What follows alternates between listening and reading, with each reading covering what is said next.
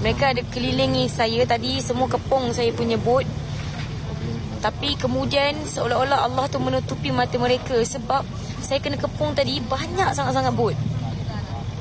Tapi lepas tu diorang macam tak nampak saya punya bot. Subhanallah. Subhanallah. Saya tak, memang Allah tu sangat-sangat baik. Allah sangat-sangat jaga. IDF ni dia dah sekat kami punya internet. Diorang dah sekat kita orang punya internet. Termasuk juga dengan bot rakan saya yang lain. Sebab tu sekarang ni kenapa line tu jadi slow, sebab sebenarnya diorang dah sekat. Kami cuba plug off dan plug on balik kita punya Starlink.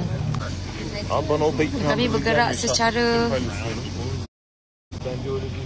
berjauhan juga. Mikeno sekarang ni cuba jarak jauhkan daripada sekatan-sekatan. Kalau kalian tengok, nampak tak yang merah-merah kat belakang sana tu? Nampak tak yang merah-merah kat belakang sana? Sekejap, saya cuba. Ayah.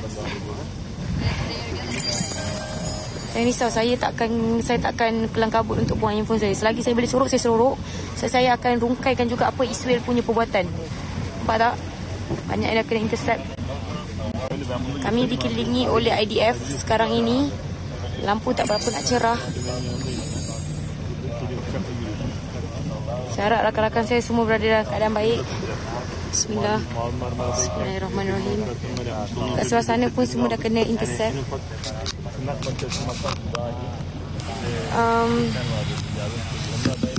Saya belum buang lagi handphone saya dan juga saya punya power bank.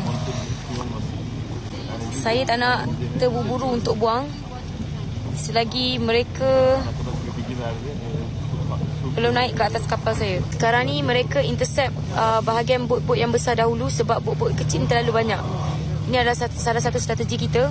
Walaupun mereka ramai, memang sangat-sangat ramai. Tak dapat nak disangka, memang sangat-sangat ramai. Dengar tak bunyi diorang punya engine boat? Engine boat Israel ni, dengar tak? Dengar tak engine boat? Engine boat Israel ni, dengar tak?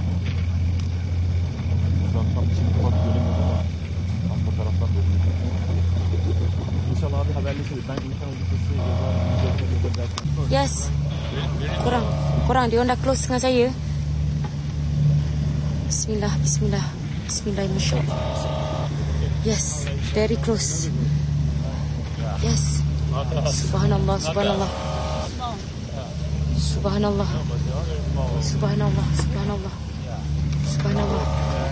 Korang yang kali ni betul-betul saya dah kena get ready untuk buang dah handphone saya. They are coming, guys. Ya Allah, nampak tak lampu-lampu putih tu? Tadi saya ada dengar daripada bot lain yang menjerit. Saya tak pasti bot mana. Kapal besar, subhanallah. Saya harap kawan-kawan saya berada dalam keadaan yang baik, insyaAllah. Ya Allah, lajunya bot diorang. Sangat-sangat laju korang. Korang, dia dah dekat korang. Subhanallah. Lagi sangat kat keliling saya sekarang ni. Mungkin dia noted yang saya tengah live sekarang ni. But it's okay, saya akan jadi orang terakhir juga yang buang. Kau record dan cakap IDF ni memang pengecut sebab serang semua bot-bot sukarelawan orang awam.